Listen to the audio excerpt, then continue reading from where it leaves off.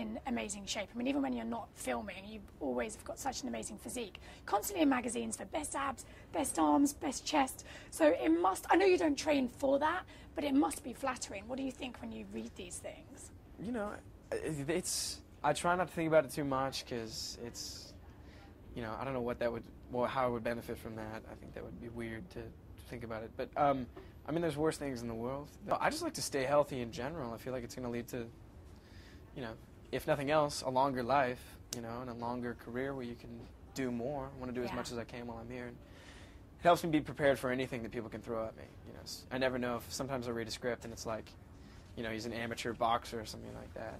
You know, if I had never done this, I never would have been able to read that script. I would have just thrown it aside. Yeah. But not that I'm going to play an amateur boxer soon, but you know what I mean. Yeah, like, no, it helps you have that confidence that maybe you could pull off.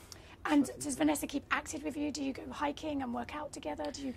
Yeah, she's pretty crazy too. She's into yoga and like all the girly ways you can work out. But she's getting me into that kind of stuff too. Sort of keeping up with her. And of course, there's been you've been together 5 years now. Rumors that you're going to propose. Any truth to that?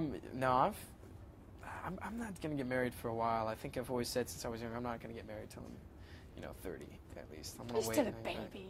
Yeah, you know, I wouldn't want that kind of commitment or pressure at this point. And then once you do that, where do you go from there? I just feel like everyone else, it's going to be even more, I don't know, pressure to, I don't know, I'm not sure.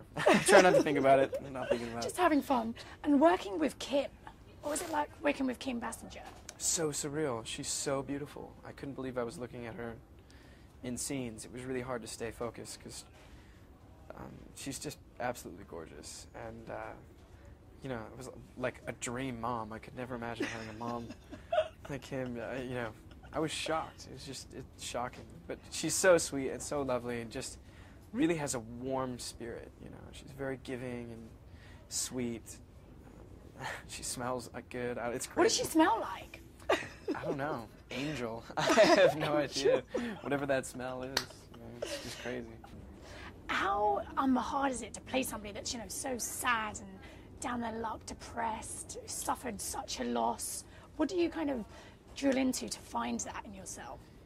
For me, it was sort of built in.